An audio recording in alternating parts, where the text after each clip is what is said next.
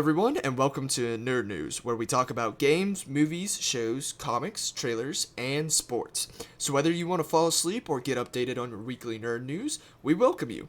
I'm your host, Dominic, and joining me is your co-host, Evan. Say hello, Evan. Hola. So, what did you want to talk about? Okay, we were talking about this before the podcast. So I had one of our friends in our friend group. His name's Barbecue. The real name is Ryan, but we all call him Barbecue. He was over yesterday, and he was, he just popping in. He does this thing where he just randomly shows up every week. He'll just knock on my front door, and he'll be at the front step. It's weird, but cool. Anyway, we rewatched all possible solo leveling up until they stopped doing the English dub.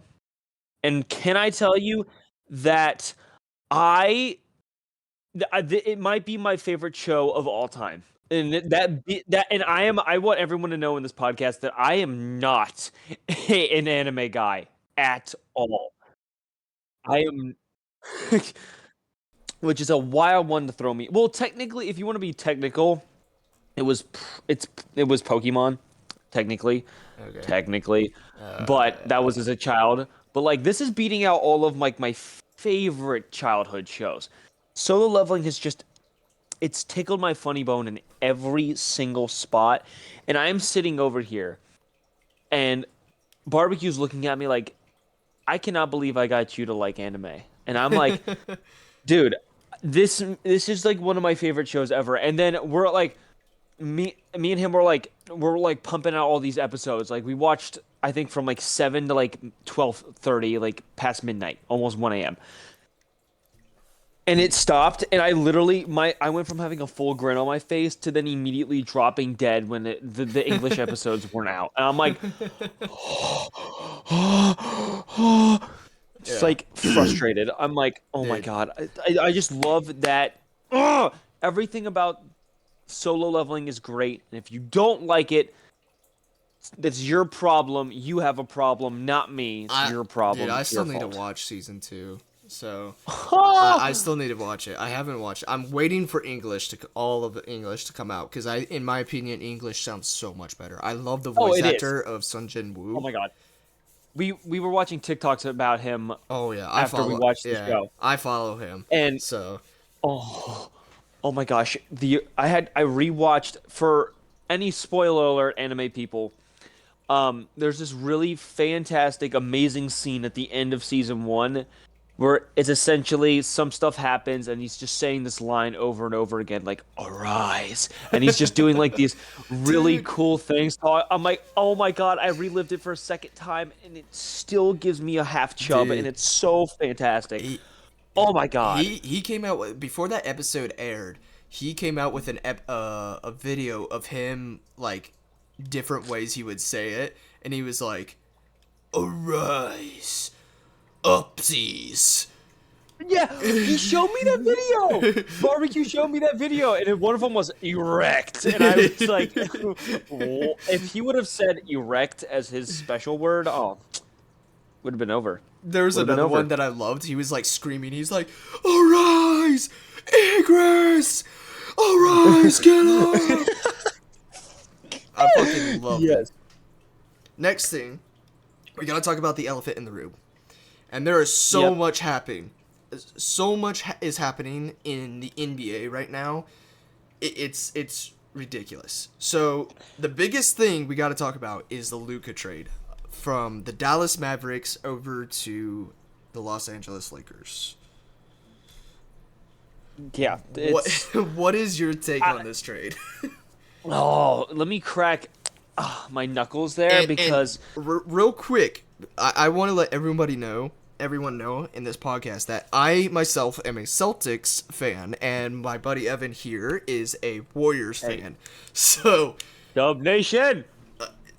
We are not biased about anything unless it's towards our own teams. So, anyways. And I would like everyone to know that I am not a bandwagon. I had to endure the Monte Ellis downfall. So, before you... No. All right, Yeah, I let had to him in the watch Monte comments. Ellis. I had to watch Monte Ellis put up 15 shots a game. Now, don't even. I know he was a dog back in the day, but no, that's not an efficient way to score. It's kind of funny. Anyway, It's kind of funny how I became a Celtics fan is because last year was my first ever year watching NBA, ever watching basketball in general, and I was talking to Evan here about what teams I would be a fan of, and he was going through the cities and stuff like that, and I was like, ooh, wait, my mom and my parents love Boston. What's the team in Boston? And he says Celtics. I was like, that's it. I'm a Celtics fan now. And ever since then, some people call me a bandwagon. I'm okay with it, but I love the Celtics. he's a baby. He's an infant. All right. He was playing. I had him like so. I would say what when we graduated high school was 22. That's what the summer going into the summer of 22 was his first time I think playing basketball. Oh and yeah. then Yeah. and then he wouldn't even know like NBA. He just played basketball Dude, with me. Yeah, that's it. And then the year after, well, then that summer Warriors, my Dubs won the championship, which he had no idea about. Yeah, that I they had beat the no Celtics. idea Warriors beat the Celtics in 22. So the spring of 20, when that trade and all everything happened, or when the new season started at the end of 22, he was like halfway through. I think it was halfway through that next season, where he was like, "Okay, I want to get into basketball because me and my old friend of ours were talking about it, and he just was like looking at it like a blank space. So he was like, "All right, I need someone to fill me in." And so what ever better since then, person to do that oh than god, Evan? This guy. I could rant all day, every day. It's in my blood. It's in my sweat. It's in my piss. It's in my shit. It's everywhere. It's everywhere. It's in my diaper that's fully loaded right now. Oh. Right now. If you don't mind, I'll take that diaper later, just for scientific Okay. Yeah, purposes. no. I'm gonna clap with my hands full of poop, and I'm gonna clap really loud. All right, but seriously, back to the Luka trade. What is your take on this Luka trade? Because as a baby still learning some things in the NBA, I think the Lakers stole Luka pretty much. The Mavs are fucking stupid and are idiots for getting rid of what I think is their franchise player. Which you would be absolutely correct. He is the franchise player. And In there's fact, so I think many he's top theories. 3 in the world. He's the top 3 in the world. Dude, there's so many theories going around of why the Mavericks would do that. But I'll get to that in a second. I want your opinion on this trade, though. I definitely think that it was an absolute steal by the Lakers. And shout out to I forget, like, was it like Nico Harrison or something? Whoever that idiot is that runs the Dallas Mavericks, GM, whatever it is, whatever his name is. Like, dude, how do you look at Luka, who's besides his rookie year where he only played half of the year, he went to 5 All-Stars in 6 years. So if we're excluding his rookie year, so he went 5 for 5 on All-Stars, 3 all NBA first teams. Do you know how hard it is to be an NBA first team player? That means you pretty much have to be the best at your position, which that also includes Shea Gilgeous-Alexander, Steph Curry at his position. Those are just the top 3. I mean, you got so many good players, like De'Aaron Fox. I mean, there's so many good fucking people at that point guard position, and for him to then do that, and then he turns into like this Russell Westbrook version of his MVP self of averaging nearly a triple double, and then nearly added a triple double in the playoffs, and then he brought them last year. Yeah. He brought him to the finals. You brought your team. You put them on his back. Literally hoisted his team. Pulled a literal LeBron James and the Cavs of just taking.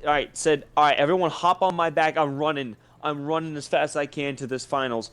He did that and eliminated the Red Hot, who I thought was going to the finals for sure. The Red Hot that Timberwolves. I thought they Oh were yeah, absolutely going to win it that year. yeah. I was like, if they make it in matchup wise, there's no one coming out of the East that could stop them. Absolutely. And then I saw Dallas, who just had Luka, and how he just tore everything up. The second they got to the finals, I was like, it's over. Boston's winning because there's absolutely matchup wise, there's not a soul on there. Okay, cool. Put whoever you want on Luka. Luka's still gonna put up his triple double. Now, who's guarding Tatum? Who's guarding Brown? Who's guarding Porzingis? And Luka's not a good defender. So you have 5 people who can continuously score at once at free will. So, in my opinion, this was probably one of the dumbest trades ever. But I saw somewhat of a vision for the Mavericks franchise. They went out and then got a couple of extra pieces to then beef up that roster. But I mean, me and Dom were talking about it before the podcast. I mean, Dallas just went in and belt to ass the Celtics pretty Oh much. yeah, Yeah, dude. the bench. Earlier today, I was at work and I was like, oh, I got a notification from ESPN and it's like, the Celtics are about to play the Mavs. I was like, oh, this is gonna be an easy fucking win. Apparently It's just Kyrie not. and Clay. Apparently not. Clay had 21 in the first quarter, Oh and then god. 25 in the first half, and then he didn't score anything in the second half. This is what I'm saying. The Celtics need somewhat of a defense because, dude, they let up so many big plays when they're playing someone, and they literally played the Cleveland Cavaliers 2 days ago, and were fucking amazing. They did amazing. Let me see. And I think it stems from their offense. When they're rolling offensively, it infects their defense, and vice versa. When they're playing good on defense and getting blocks, steals, everything else, it infects their offense. So when you have everything clicking, you're getting steals, you're getting blocks, and everything like that. Then it is full steam. There's not a single soul/team that could ever stop the Boston Celtics right now. But what they've shown this year is that they've shown cracks. Those dry spells that they have. That is when other teams are capitalizing on that. They're realizing, all right, they're mad at themselves. Okay, they're in their heads a little bit. Let's run fast breaks. Let's pressure the ball. Let's get a steal here. Let's move the momentum. That's what's killing them is momentum. Momentum kills them every single time. And I was talking to Evan, I think the other day, that like some trade possibilities that the Celtics could do to help with, somewhat like put some edge, like a I don't know, sharpen their blade a little bit more. And I was saying trade Jaylen Brown somewhere to get a big man up in front along with Kristaps Porzingis. Because the only reason I say Jaylen Brown is because I still think Jason Tatum is still the face of the Celtics right now. And while Jaylen Brown is fucking amazing, do not get me wrong, he's amazing. I think we have another person that's on the bench that is not only developing really well right now, and is just amazing. And that man is Peyton Pritchard. PP. I think Peyton Pritchard is an amazing point guard. He would be a starting point guard on about 25 teams, I think, in the NBA. Exactly. And he's the backup for Drew Holiday. Like, he could be a starting point guard nearly everywhere in the NBA. And when this dude starts rolling down a hill, he does not stop. There's no one stopping him. Like, even in this Dallas game, he scored 21 points. Right? And he wasn't playing good in the first half. Like, he was just dishing the ball out. And then you got that fourth quarter, the Celtics threw in the white towel. They were down by 27. Like, oh, well, game's over. I literally watched Peyton Pritchard score like 10 to 15 points and dished out the rock, had like 3 or 4 assists, and brought them all the way back to 8 points. And they still didn't put in their starters. They were at 8 points. And the Joe Mazzulla said, hey, my bench squad got us back into this game. they're gonna finish it, and then buckets happen. But anyway, it was just. But anyway, back to the original point. It's a steal, but Yes. the Dallas Mavericks got a little deeper. I think they're now more of a well-rounded team to where the Dallas Mavericks really had only about a 6 to 7 man roster. I believe fully they are an 8 to 9 man roster, and they can pull people, rest people, and get people back in. Because I Definitely. mean, they just have a more complete roster. Yeah. Whereas to LA already had a complete roster, and then now you're adding probably one of the best players in the entire world.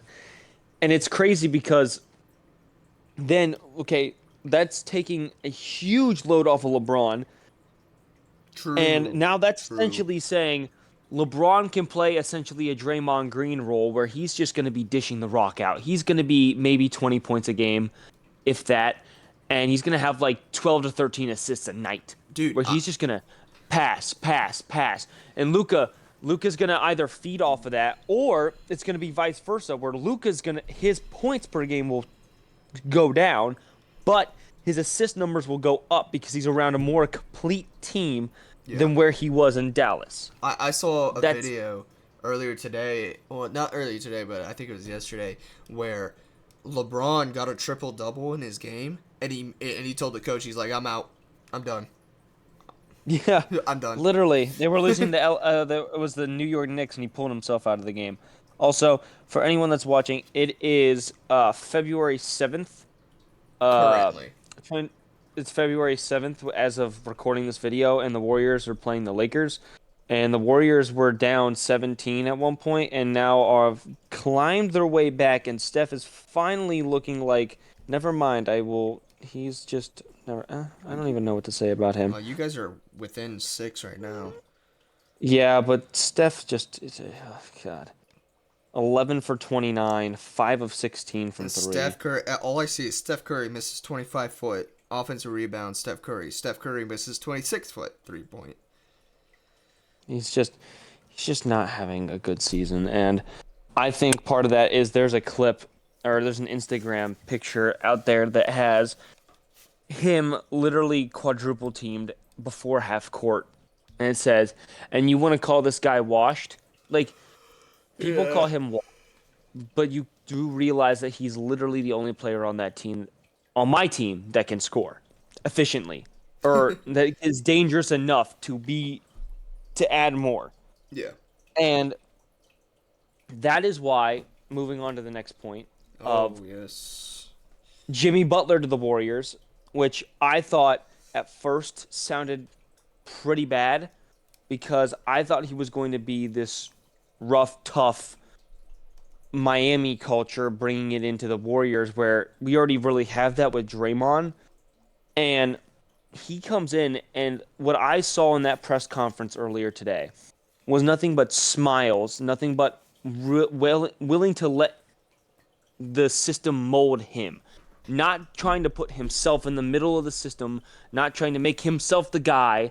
He wants to be molded into the system. And that is why the more and more I listen to the interview, and the more and more the stuff comes out, like stuff saying like, "Hey, all that's behind me. I just want to win a championship. I promise we'll be an elite team," and like all of that just sounding like he just wants a new start, and that to me personally speaks volumes. So What after that, what would you say, for people who don't know a lot about basketball like myself, who would you compare Jimmy Butler to? for another sport maybe, I mean, or if you just want to, like, if that's easier. uh Because I don't know if I've heard Jimmy Butler, and in my opinion, from what I've heard, I think he's an elite basketball player, but I he's a don't two-way know. player. So when I say two-way, essentially two-way is you're good on both sides of the court. Two Okay. ways are your defensive oriented and your offense. You have you have a well oriented offensive game while also not being the biggest liability on the defensive side. Okay. Which That's why Steph is his build is a 3-level scorer. He can score in the inside, the mid range, and the three. That's his. Klay Thompson, two-way guard. He was an elite scorer. With back in the day, he was a elite defender, and which made him such a good shooting guard. Jimmy Butler has that well-oriented offensive game. He's gonna need to have people lurking around him to help out once he gets going.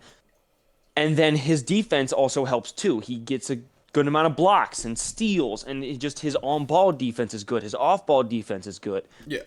And it's also not going to just strain Draymond out of having to be the biggest defender on the court. He can relax a little and have Jimmy maybe take a load or two off on the best defender or on the best offensive player.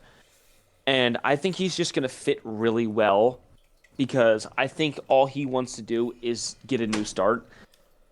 And he knows that, yeah, it's not the destination I wanted. Yeah, it took me a minute to get here, but I'm going to bring the best version of myself possible here and do my best. Which this year, averaging 24 points a game, not really that great rebounding, but okay assist-wise, but like that 24 is going to help because you got to realize Steph has a second lowest points per game in his career. He is at his career low in field goal percentage and in three-point field goal percentage, which essentially correlates to we are bad. We are very bad. And the fact that we're 500 and not Wizards level surprises me. And about to go right below 500. Because we're probably about to lose this game. 30 seconds left. And are we losing? Oh yeah, by 8. So, oh yeah, we're by 8. Yeah. So we're under 500 team. It's just life's rough over here. Would you say this trade is really good though? For the Golden State Warriors. Yes, I think that I think there's not really a bad trade that we could have made. I mean, besides maybe going like Dennis Schroeder's trade, I absolutely hated that. I don't care what he was doing over on the Nets. It's just I don't know. We already had a million point guards, and just adding another point guard to the system was not going to help. Yeah. Butler being a 3-man can help with rebounding too and boxing out, and that'll help. But yes, I absolutely love this trade.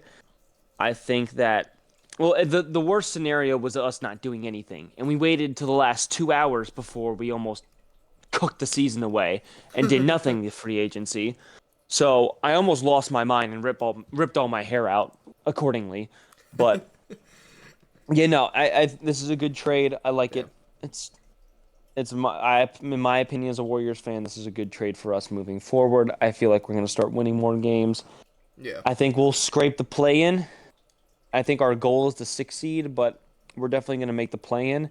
And we just got to rough and tough against either the really good Thunder or the really good Rockets. Either one I don't want to play, but we're going to have to. But it's kind of crazy the Rockets are really good this year. Weren't they really bad last year? They were really bad in the 2020s so far. But you have no idea how... Dom, you weren't around for the prime James Harden Rocket days. Oh my goodness gracious, that team was dangerous. James Harden averaged in a year almost 40 points a game. Holy shit. It's only been done twice in NBA history. Seriously? Michael Jordan being one of them. Yeah. He averaged 48 and 7, something like that.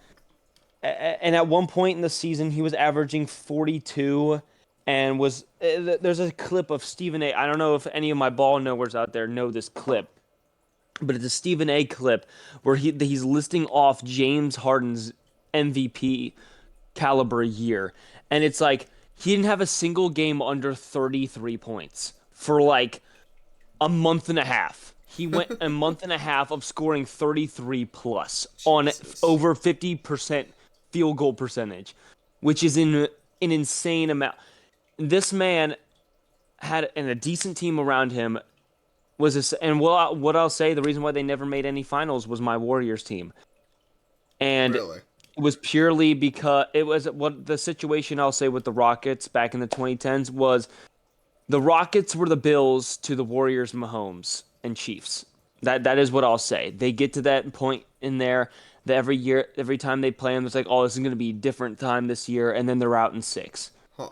They had us a scare in 2018 where we went 7 games with them. But hey, we lost KD in 2019, and all the Rockets fans were like, "Oh, they're cooked. They lost KD. They're screwed." Steph averaged 33 in that series and put Belt to ass and sent him home. So, I, but yeah, the Rockets being good now shows that yes, you can tank and you can be buns for a couple of years in a row, but there's always that light at the end of the tunnel. Yeah. That there's always that light down there. Yep. Uh, Same thing with the Grizzlies. Grizzlies were bad, and now they're good again. So it's just good seeing the young teams and the are starting to hit their strides yeah. because I don't like a lot of people on the Grizzlies, and more importantly, John Morant and Jaren Jackson. I think they're both pieces of crap. But I loved Zach Edey in college, and I love him on the Grizzlies. I think he fits perfectly in there. I love Şengün. I love Jalen Green. Hate Dylan Brooks. That man can kiss bricks. But anyway, sorry. Continue. Moving on to just pretty much all the trades, we've got the Cavaliers acquiring DeAndre Hunter from Hawks for Karis LeVert. Yes. Georges, I'm sorry if I pronounce this wrong. Niang. Georges George Niang, Niang. and three Yep. second round picks. So I would assume DeAndre Hunter is the man for the Cavs. He's not the man for the Cavs, and he wasn't the man for the Hawks either. He was the second man on the Hawks.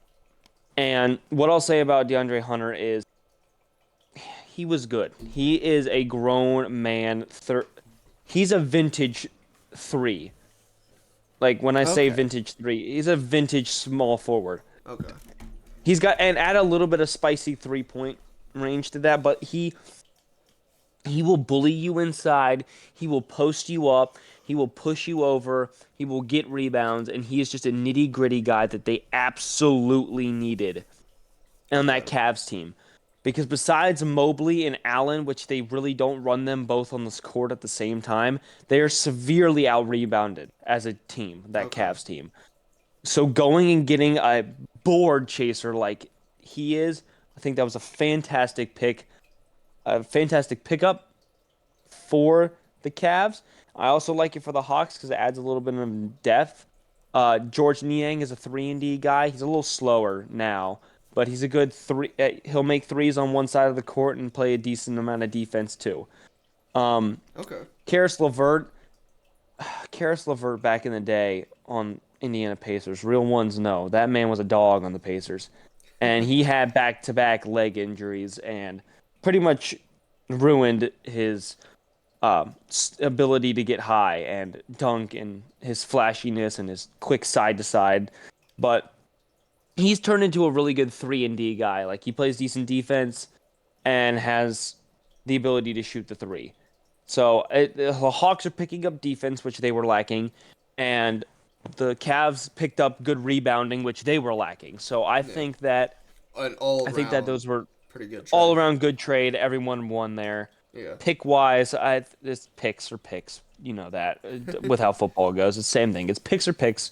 But player wise, I think that was a good pick. I think that was a good for both teams. Really, I do. Yeah. The last one I wanted to talk about was the Clippers are trading Terrence Mann and Bones Highland to the Hawks for Bogdanovich. Bog Bogdan Bogdanovic. It's a very hard name. Yes, He's Slovenian. and three second Very he's Slovenian. rounders. So Bogdan, I mean, I want to say he's probably their second scorer. I'll say so. In the Hawks had probably their two best players were Trey Young and Hunter, But I think scoring wise, because Hunter wasn't a huge scorer, I think scoring wise, Bogdan was their second man for scoring the ball. He is a 3 level scorer, so he's not a huge defensive. He's a kind of a defensive, you know, Shit. he's not really great defensively, but his shooting on all 3 levels is great. His passing ability is great. Um, who did he get sent to? Oh, it was the Clippers. Yeah. The Clippers, they needed that. The Bones Highland was good for 1 year. Just he's he's adding. They're just adding Bones Highland for backup point guard and shooting guard spots. Because the Hawks again aren't very deep, and with their starters being as good as they were, they just couldn't get over the hump with the bench, and they had been figuring that out since 2021. They just really have not had a good bench in 4 or 5 years. Um, I think that Bogdan is a great pickup for the Clippers. I don't know if I like. See, here's the thing. So back in the day, Terrence Mann had they wanted to trade. They didn't want to trade Terrence Mann away to get I don't know who it was. It was a really big all-star player, and they wouldn't trade. No. Sorry, my fault. They wouldn't pay James Harden to stay in to stay to like. They weren't gonna pay James Harden or something around James Harden and his contract, but they paid Terrence Mann big bags, and I think essentially what the Clippers did is they just made room for the next season or contract extensions because Yeah. there's the contract extension deadline is not over yet. Okay. So I think that they shoved their Terrence Mann contract onto the Hawks and essentially said, "Get the fuck out of here." Which is funny enough, also what the Suns did with another trade that happened with Yusuf Nurkic getting traded from the Suns to wherever.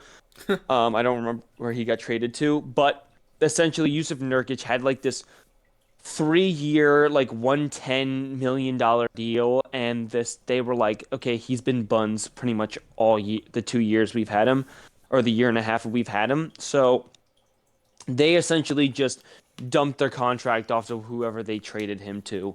Yeah. So the teams will do that if they've got a guy who's been playing like buns after they just paid him. They will essentially contract dump whatever team that they want him, and they will just do it to just save up some cap space. Because I know for a fact that the Clippers cap space just opened up a crap ton, and guess who they got to pay at the end of the season?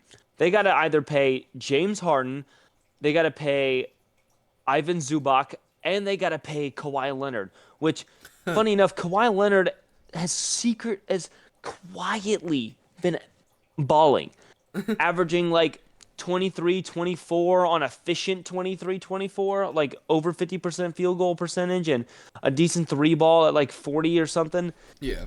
which league average for 3 point percentage, which I just figured that out, is actually down this year, and the league average is actually around 32 percent for league average 3 point percentage. So yeah, he missed a lot of time, but he did play. He's playing good now, and the Clippers are up to like the 4 or 5 seed in the West. I think they're a sneaky team to watch out for in the playoffs. But Yeah. yes, the Terrence Mann trade essentially just opened up cap space so they could contract extend some people because they need to pay some people this summer. Yes. All right. So, I think that's everything that's been going around in the NBA so far. I'd like to give one shout out to Lonzo Ball getting a contract extension with the Bulls after coming back from like over 1,300 days of no basketball. I'm so proud of that man. I've been a Lonzo fan since he's been in the league. I love Lonzo. I'm so proud of him. My Chicago is another like second team of mine, and yeah, it sucks we lost Levine, but I'm so proud of him for getting a contract extension. Well deserved too. It's not a big one, but it's well deserved Yeah. because he's still a good player in this league. But anyway, Um, moving on. Moving on. Just today, I think it was like maybe a couple hours ago. we just got the awards for the NFL football season. Who like the rookie of the year, what rookie offense of the year, offense player of the year, all that stuff. And one that people have been fighting and arguing about was who was going to be the MVP, either Josh Allen or Lamar Jackson.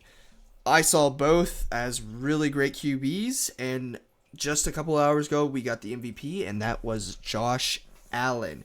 And before we get really into this talk, I just want to let everyone know here that Evan here is a Baltimore Ravens fan.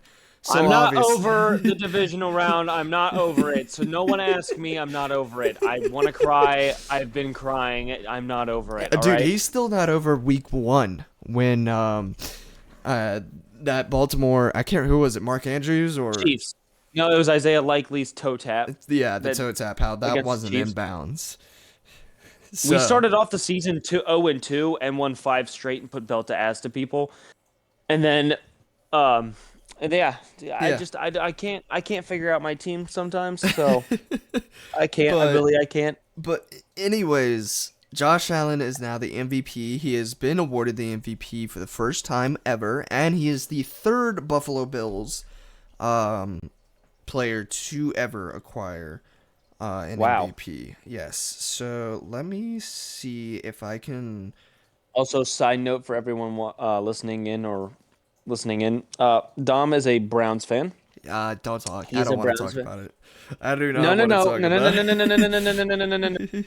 He's a Browns fan, and I feel bad for him because of the speculations that have been going around. Probably their best player on their team.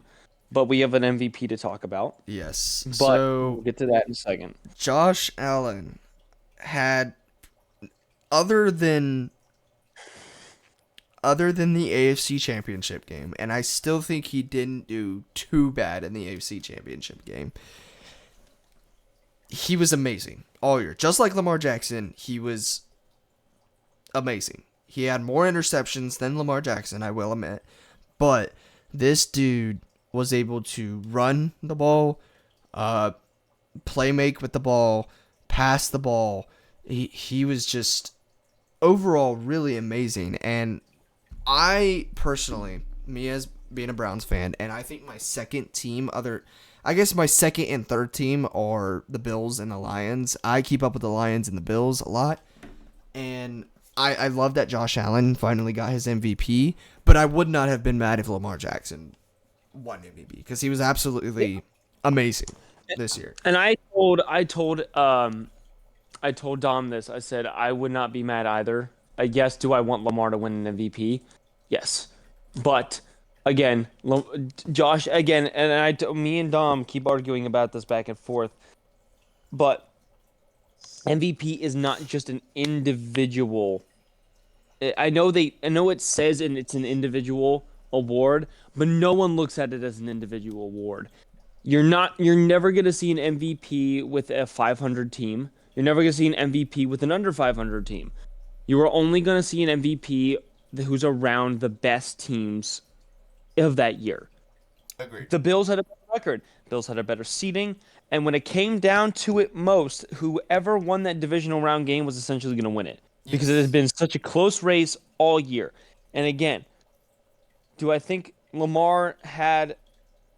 Yes, besides Lamar's one bad throw, I think he had a good game. He threw for 240-something, rushed for about 40. He had 280 total yards, 1 touchdown, 1 interception.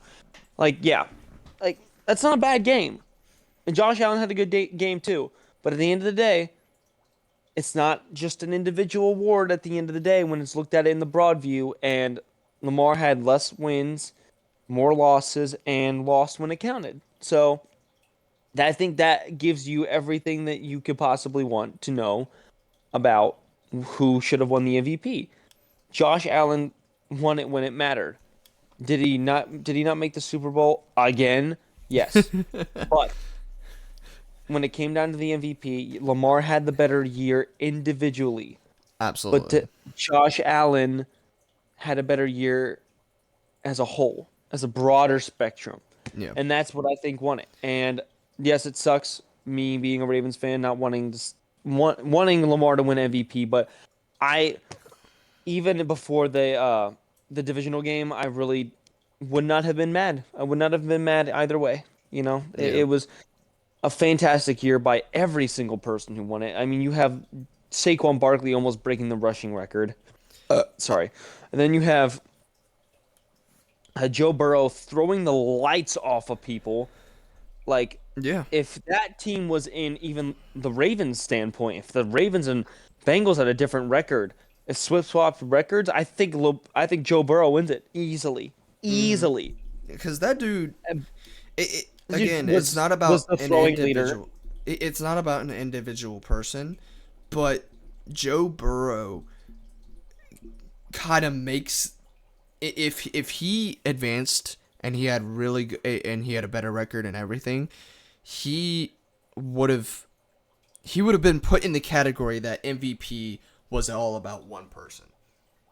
Yeah, And it would have been him because this dude, like you were about to say, leading threw the lights passing off yards, yeah, and touchdowns. and touchdowns, Like, and he would have led his team to the playoffs because he let's would be have real, 2018 LeBron that team willed his way into the playoffs. And that right absolutely, there, the only reason why LeBron didn't win it in 2018 was because Russell Westbrook existed and averaged a goddamn triple double.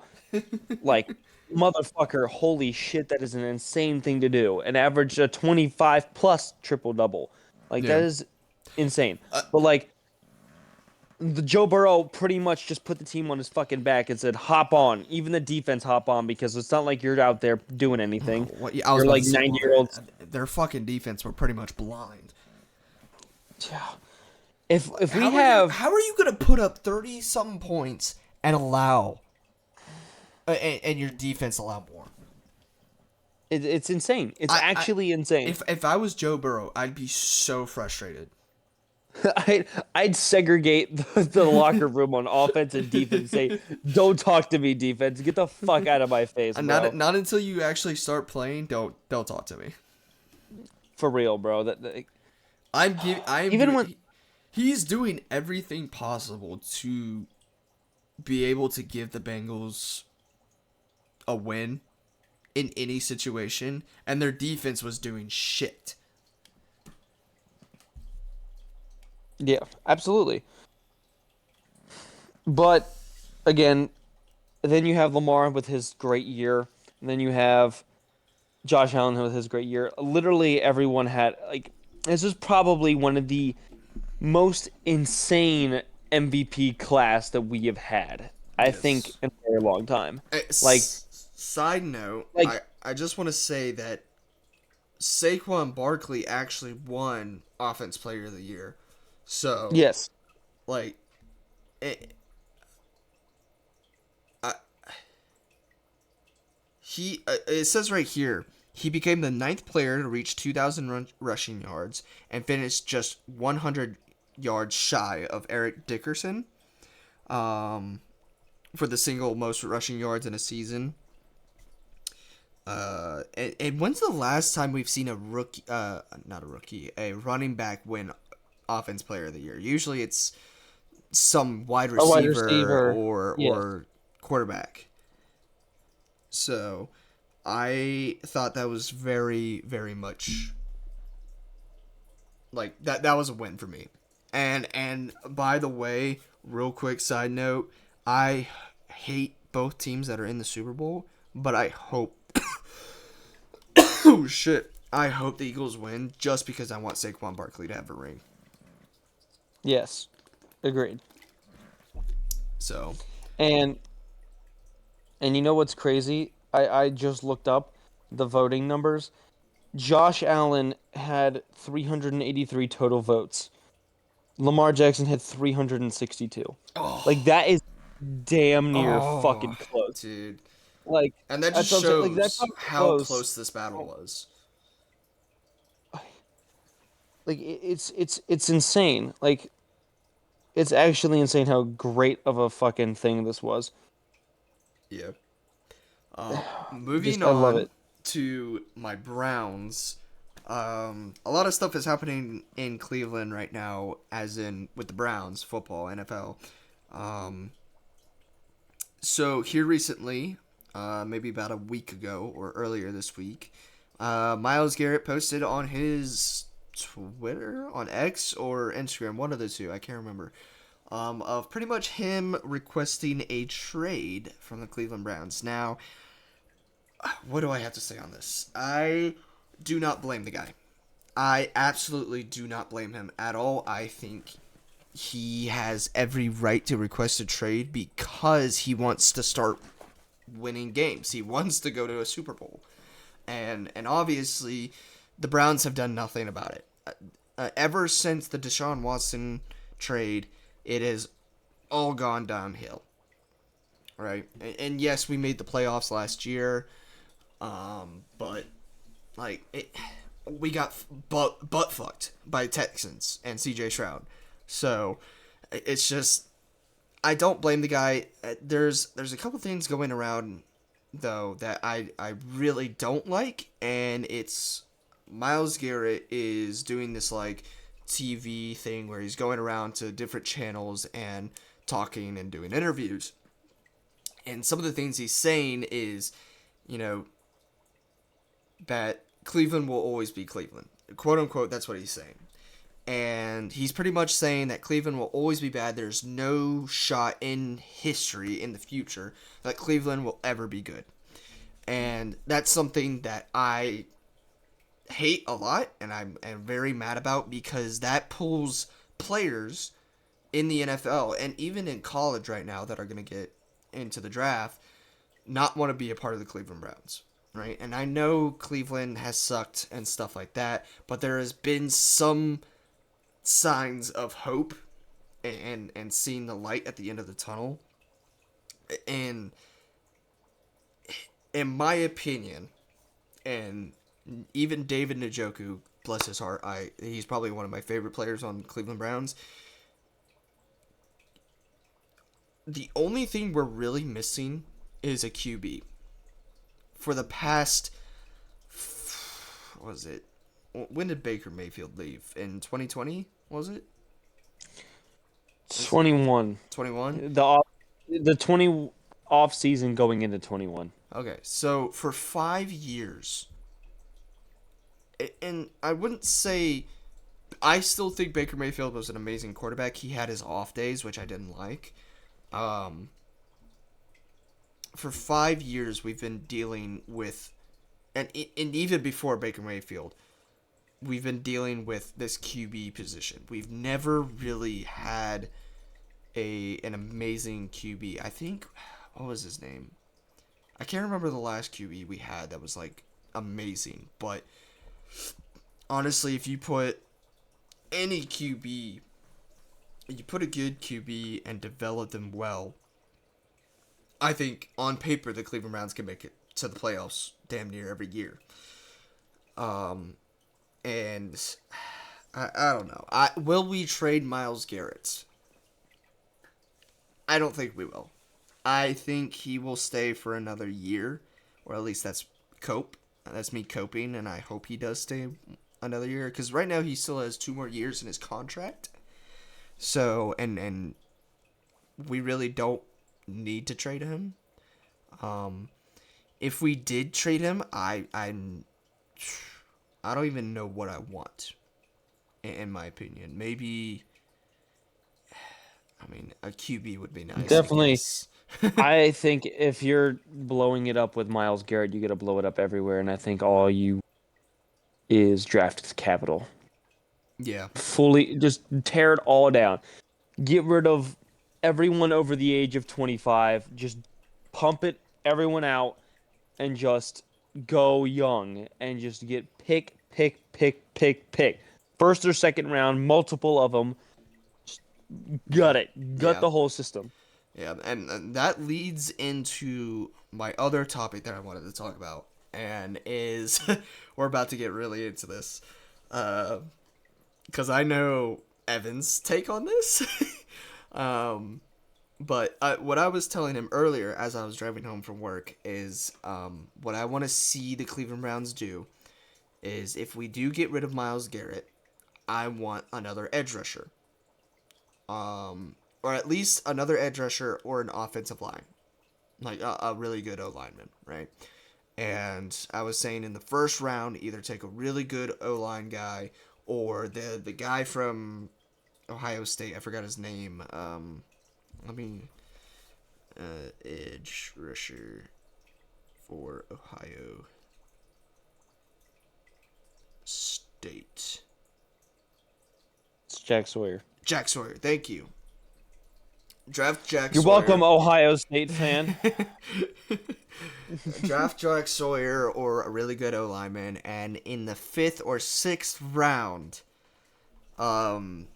draft Will Howard.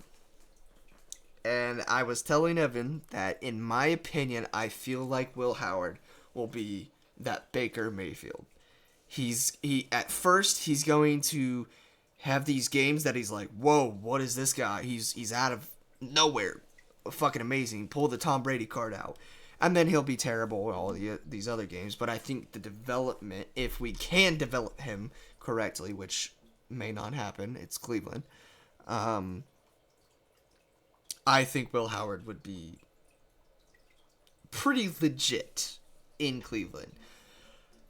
Now, Evan, I know you probably don't agree with me. Here we go. Here we go. I agree with the Jack Sawyer. I think Jack Sawyer's not a bad pickup for whatever team he goes to.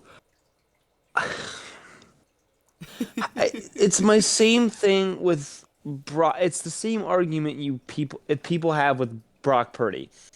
Okay.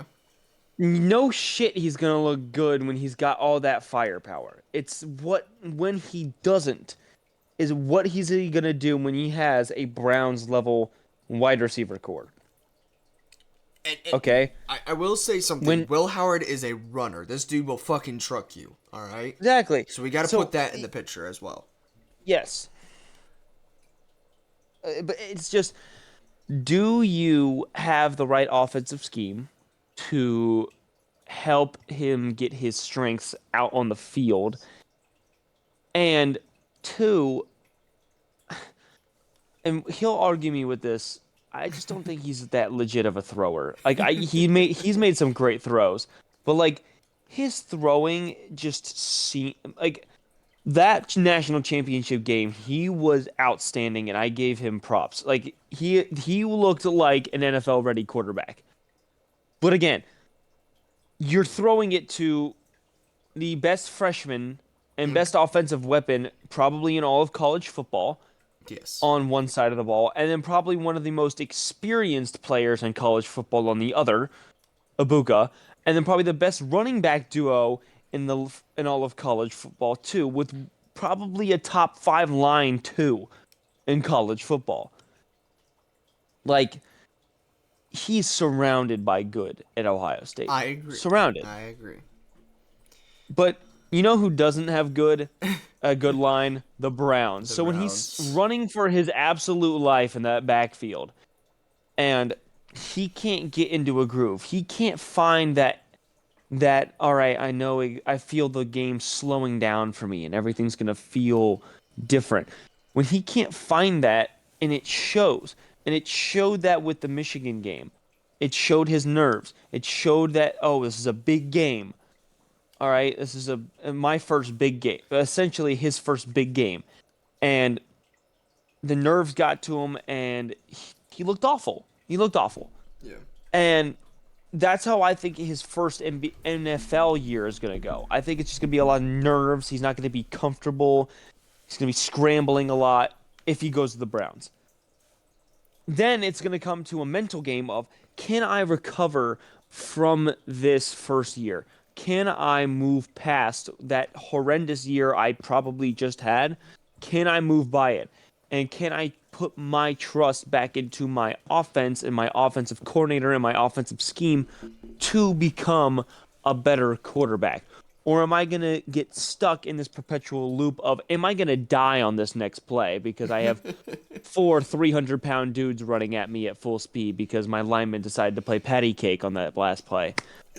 So That's just That's that's just my opinion. that's why I said draft him in like because he's only supposed to be projected to be a fifth or sixth round uh pick, and that's why I said draft him in like the fifth or sixth round, so that way you're not losing too much because there's always that question or that mystery, I guess you could say or put it, is he gonna be like C.J. Stroud?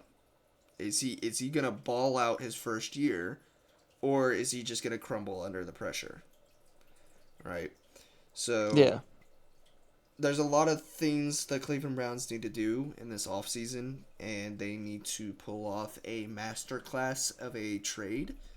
Not a trade, but a draft. And I think if they don't pull this masterclass of a draft, then I think Myles Garrett. I think we will trade Myles Garrett. Yeah. But if we do pull off a masterclass, I think we will keep Myles Garrett for at least one more year, um, and see where it gets us. If we can make it to the playoffs next season, I think he'll stay. One player I would not want to see the Brown. I, dude, I there's a think lot who of you're and things. I think if you're gonna pick up a quarterback, which I don't really like anyone out of the quarterback class, I really don't either.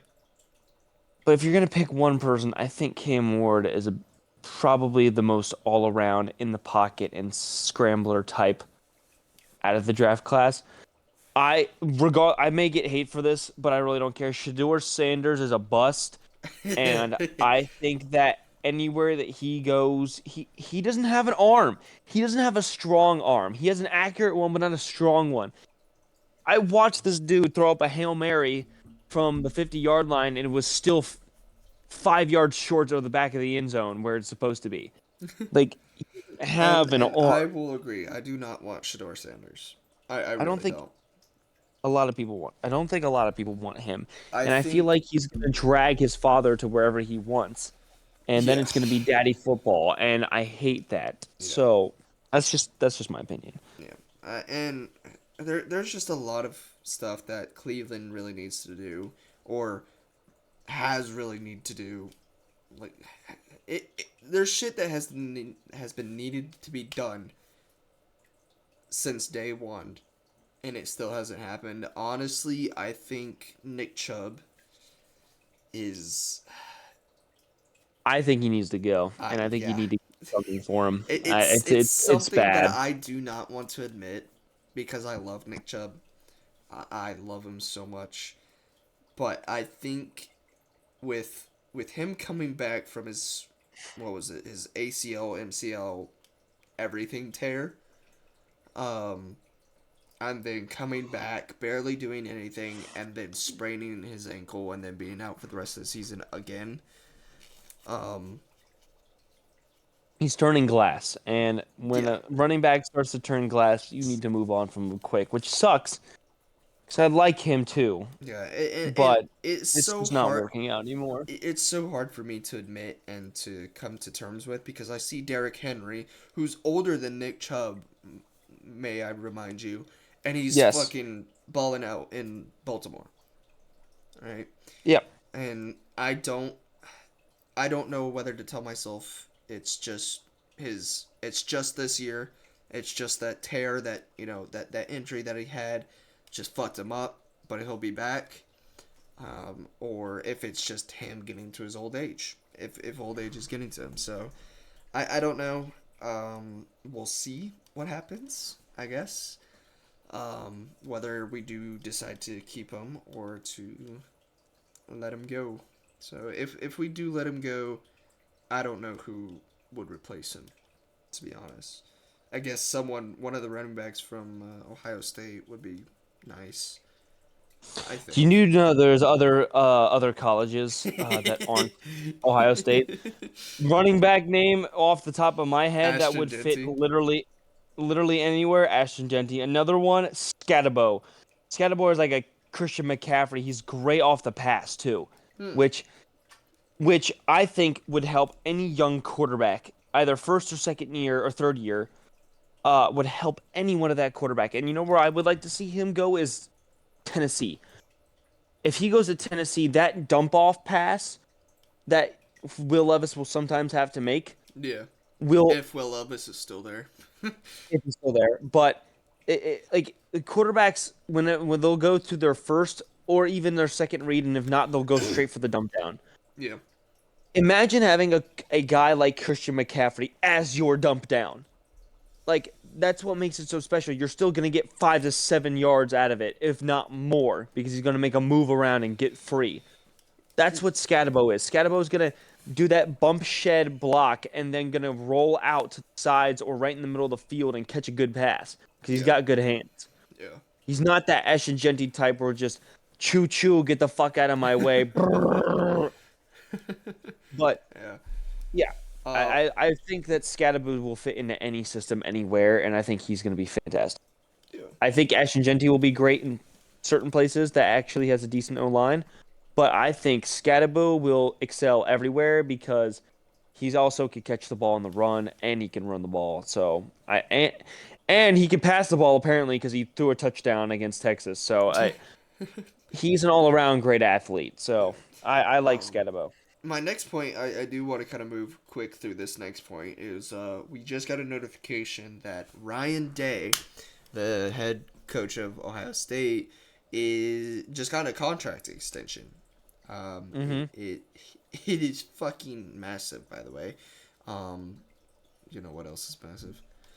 Um, but this contract is $12.5 million for 7 years each year.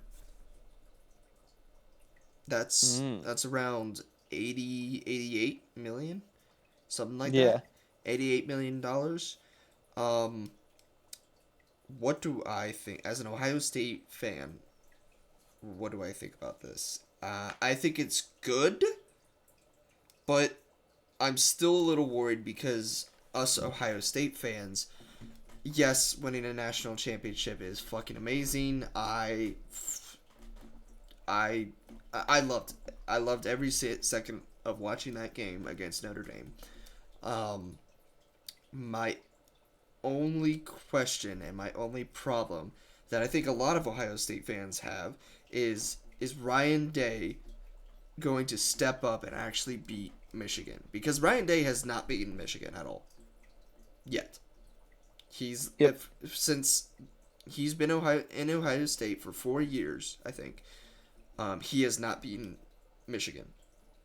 And Ohio State fans can all agree with me on this, is we would rather beat Michigan than win a national championship. I think a lot of Ohio State fans can agree on that. While winning a national championship is amazing, I loved every second of it. I would have rather beaten Michigan. So, the questions that is lying around is Ryan Day going to be able to beat Michigan next year or the coming years and in these next 7 years? What do you think about this Ryan Day contract? Do you like it? Do you think it's a good move? Or I because I mean can't he's really. proven that he can win a national championship, but Yes.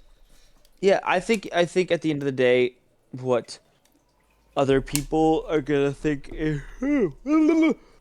what other people are gonna think is that they're gonna be like, all right, national championships are more important. We want those. Those are gonna make our program bigger and everything like that. And that's from management's point of view. It's that national championships gets us more NIL money, yeah, more ways to get people to keep our train of Ohio State rolling continuously and never really have any down years. yeah, Now, as the fans' point of view, it's kind of split down the middle. Half of them are like, okay, cool, they beat us, whatever, we won the Natty. The other half is like, we won the Natty, but we still can't beat our rivals, yeah, and that's a big thing for us. And that's like a Ohio State religion thing. Like you got to beat Michigan. Like you're not a Buckeye unless you absolutely, beat Michigan. And absolutely, same thing goes for Michigan. You're not a Wolverine unless you beat the Buckeyes. Like it's a great rivalry, but like I think it's I think at the end of the day, it's not really going to matter what the fans think. I think they're just going to full tail ahead for nannies, and I don't really think there's anything you can stop it. I think it's going to be. I still don't necessarily like.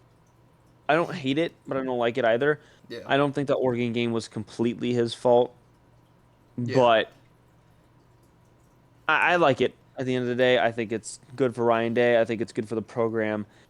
Again, his records have shown that he has had good records Yeah. continuously, not really Absolutely. having any bad years. So I think at the end of the day that shows. So I think it was the right move. I Yeah. think it was the right move. I do too. Moving on. This is a big one. So we got Justin Tucker. Is he the next Deshaun Watson? I as a Ravens fan, it is. This will be a quick one I because swear to God, if he doesn't get a 7 game suspension, I will be pissed. no. What the Browns are going to do is they're going to trade. They're going Oh. to trade Myles Garrett for Justin Tucker, and then they're going to be in Cleveland and getting Oh, massages themselves. don't forget about the next 3 years of first round picks as well. Oh yeah, I forgot because Tucker's worth that. Yeah, Absolutely. With yeah. his leg. Oh Yeah, yeah, oh yeah, absolutely. oh yeah, absolutely. Degrading in front of everyone's Dude, eyes. Yes. Uh-huh. oh my God! hmm When I saw the news of Justin Tucker, of what's I've happening, reread it like 7 times. dude, I hope you know dude, that. all I could think about was I was laughing so hard in my head, and I said, Evan, we've got another one, and it's on your team now. Dude, oh my God, it was so funny to me because I was like, oh my God, what is up with some of these NFL players that cannot resist themselves? I don't get it. Just if you want to go get a massage, go get a massage. You don't have to fucking, do Grope them. yeah, you don't have to do certain things to them. Like, oh my God. It's crazy. But we got Super Bowl this week. This weekend, Sunday. Both of us absolutely hate both teams, especially the Chiefs. To be honest, with the Eagles, I just hate their fan base. I I think agree. I don't hate the team. I hate the fan base. I think the Eagles fan base make the team horrible, to enjoy watching or to not enjoy watching, but just to be like, oh yeah, I like the Eagles. I want them to win it all, Um, but I did.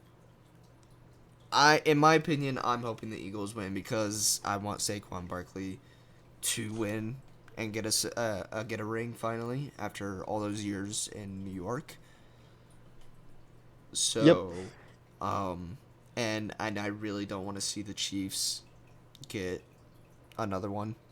And by the way, if the Chiefs do win, um, it will be 2 years now that Taylor Swift fans have never not seen their team go to the Super Bowl. And as I a knew you would Browns fan, experience I've a never loss. seen in the fucking past decade I've watched football. I've never seen my team even get to the AFC Championship. So, it's a little frustrating to see it all go down. What I'm trying to think. You obviously want the Eagles to win, right? What? Sorry. Yes. Absolutely. Okay. I was hoping you'd say that. Also, I do not like Travis Kelce one bit. I think he's a big crybaby. I think he is in over his head. I think he thinks. I think he thinks he can get away with anything and everything. This dude will taunt you. This dude will get up in your face, and no flag will be thrown. But as soon as you retaliate against him, a flag is thrown, or you're the problem. So, really don't like the Chiefs at all. I don't.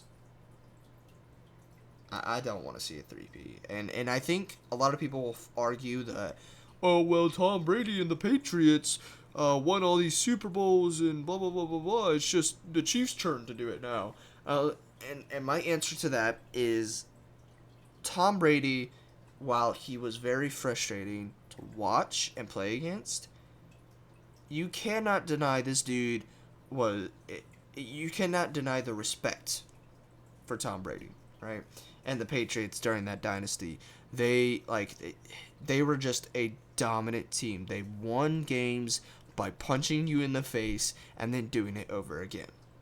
So, Yeah.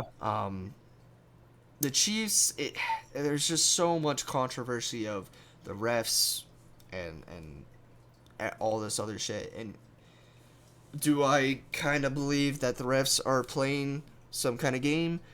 Yes, I really think there are more, and it's even statistically there are more calls against the team whoever is playing the Chiefs. So, that can't be a coincidence. It's been going on for 2 years, in the past 2 years now. So I don't like the Chiefs at Yeah. all. I think there needs to be something needs to happen, or something needs to be pointed out. But yeah, and if you're still watching this, I do want to let you all know that we are not just a sports podcast. I know we've been talking about sports for the past hour, but there's just been so much happening in the sports world right now, It's and not normally going to be like this. It's yeah, just a big sports time around in the NBA and NFL, so yeah, it's just got to absolutely, get it all out. yes. And there's not a lot of um, things to talk about as of right now. Later down in the future, there will be. Just recently, I think it was 3 days ago, the Fantastic Four trailer came out. And by God, I cannot wait. I've been a huge fan of the Fantastic Four, of Reed Richards, and the Human Torch. Dude, I love the Fantastic Four. It is probably one of my favorite teams in Marvel history. Right? The trailer looks really good. I love that we get to see Galactus finally in his form, his actual physical form, instead of an actual just a ghost cloud. Whatever Sony or whoever Yeah. owned Fantastic Four back in the day, whatever the fuck that was terrible.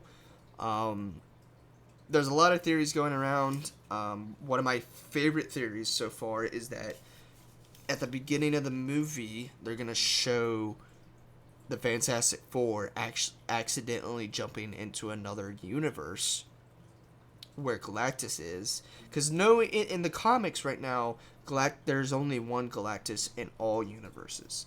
I don't know if that's actually canon and that's actually true or not. But the theory is that the Fantastic Four accidentally go into another universe where Galactus lives. And Reed Richards has been trying so hard to build this interdimensional multiversal travel portal, and I think at the end of the movie they can't defeat Galactus, which I really hope they don't beat Galactus in this movie, because in my opinion, Galactus is fucking insane. Yes. But the theory is that they'll find a way to get back to this Universe 616, which Evan, you don't know this. Universe 616 is the Marvel universe, is our universe, Okay. where all the Avengers and stuff like that has happened, right? So the theory is that the Fantastic Four is already in 616 universe. They go on this mission. They get transported to another universe where Galactus is. Reed Richards builds an interdimensional portal. At the end of the movie, they retreat back to 616 with all these powers, and they group up with the Avengers. So that's the theory. We'll have to see. It comes out in July 25th. So can't wait. What are you really excited about it, or what's up? I really wasn't big on the Fantastic Four as a kid. I really haven't kept up with much of it, so this is all kind of like a new experience for me with the Fantastic Four. Yeah. So I am just excited to be blown away. It from what I've heard from people who do watch it Yes, yes. and know about it, it's gonna be good. So, and Um, of course, you know me, I'm not gonna shy away from a Marvel film. So, and absolutely. and I'm really hoping this is gonna be a good movie because the last Fantastic Four movies, other than the 2005 Fantastic Four, 2005 Fantastic Four was amazing. Evan, if you got any time, I recommend watching that one. It's actually got Chris Evans as the Human Torch. Oh, I've watched that. I have watched that Yes, movie. I It's think, fantastic. yeah, I love your pun there. Um, Mm-hmm. it was a very good movie. I loved it. I think it was really good. Um, the shit that we got in what was it 2015 or 2010 was bullshit. I think it was horrible. The casting was horrible. Um, yeah, we don't talk about that Fantastic Four. So I really hope this is a good Fantastic Four, and Evan here is joining us, joining into this Fantastic Four family, and he'll actually, really get into it. Really quick, another trailer that just came out a day or two ago is the Thunderbolts trailer. Now that I'm very excited about. That looks fucking good. I love Bucky, and I love all Huge Bucky fan. I love Huge Winter all the Soldier fan. yes, yes. I love all the members in this Thunderbolts group. I'm not a I don't know too much about the Thunderbolts, but I know they're kind of like an alter ego of the Avengers. They're kind of like anti-heroes or anti-villains, one of the two. If anybody in the comments wants to correct me on what they actually do, but they're not afraid to kill people. Is what I've kind of seen. They save people, but they're not afraid to kill the bad guys. So I think it's gonna be a really good movie. I think it's gonna be a funny movie. I think they'll. I hope they do well with the humor in this movie because I know all those characters in the Thunderbolts. Excuse me, have some kind of humor, and I think it's gonna be so well when the chemistry mixes between all the characters. It's gonna be amazing. And last but not least, another trailer that just came out is Jurassic World. What was it called? Something. Yeah, I know what you're talking about though. Uh, fuck. Hold on. I'm What is looking it it? up. Jurassic World Rebirth. That's what it's called. That trailer just came out. What is her name? The actress who plays Black Widow. Scarlett Johansson. Scarlett Johansson. She is going to be one of the main characters I've seen. Um, and it looks good. And they are saying that they're trying to implement the horror, and the gore of the story, from like the books and all that. And I am very excited about that because growing up, Evan, you were really big into Jurassic Park, right? Yes. I I never was. I did not get into that kind of stuff. I didn't like dinosaurs. I just thought the movies were too boring. Um, in my opinion, I thought there was supposed to be more horror into it. I thought there was supposed to be more gore and more blood and all this stuff. The only thing that got me, or like the only thing that I thought was really scary, I think it was in Jurassic Park 3, is when the phone is ringing, right? The Nokia phone, it's like Yeah. ringing, and they're going down the river, and there's a fucking what is it called? One of those like big dinosaurs that meat eaters, and and he's just staring at them. That shit was Yes. scary. So I really hope they implement some really, really good horror into this movie. I really hope there's a lot of blood in it. Another thing that I did see is that they're gonna be adding a new weird dinosaur, like a genetical hybrid dinosaur. I think they called it the D-Rex or something like that. I can't remember. I saw pictures of it. It looks like a Godzilla, pretty much. Yeah. Yeah. So, are you excited to watch this movie? Are you? I very much am as a Jurassic Park fan and a very big very big advocate of the Jurassic World movies. With Chris Pratt, I fucking love I love Chris those. Pratt. I'm not super into the lore. Like I'm not. I love the movies, but I'm not like comic and super into the lore. Yeah, Like I just have watched the movies a couple of times. Like I yeah, I just love the movies. And as someone who got edged essentially into not having the rest of the movies, with how good Jurassic World was and the other one with Fallen Kingdom, like that was just peak, and it made me really sad that we didn't get more of that quicker. But I'm glad they took their time with this one, which means that I have high hopes for this and high expectations for this to actually be pretty good. I So agree. I'm excited. I agree. I agree. Well, with all that being said, I think we are just about out of time here. If you guys did enjoy this, please go ahead and like the video, Yes. subscribe. Like it. We're gonna try to keep this up and to try to do it every week or every other week. We're gonna start off really slow, so just bear with us. But hang tight. Very busy people. We Yes, are. very very busy people. So just hang tight, and more will be to come. So again, thank you all for watching, and we'll see you guys in episode 2. Yeah. Bye bye. Bye.